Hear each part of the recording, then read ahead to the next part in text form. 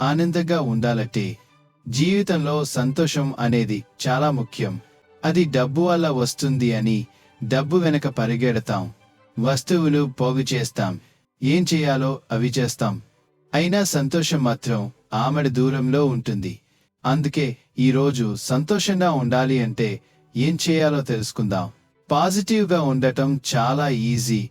ఎప్పుడూ నెగటివ్ ఆలోచనలు చేయకూడదని నిర్ణయించుకోండి. ఆరోగ్యకరమైన జీవితం ఉంటేనే సంతోషంగా ఉండగలం. అందుకే ఆరోగ్యంగా ఉండేందుకు రెగ్యులర్గా వ్యాయామాలు చేయండి. మంచి పోషకాహారం తీసుకోండి. నీరసం దరి చేరదు. నీరసం రానప్పుడు సంతోషం మీ సొంతం అవుతుంది. నిత్యం నవ్వుతూ ఉండటానికి ప్రయత్నించండి.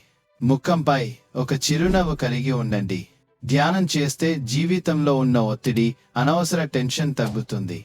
మానసిక ఆరోగ్యం మెరుగు అవుతుంది. మీ జీవితం ఆనందం వైపు సాగుతుంది.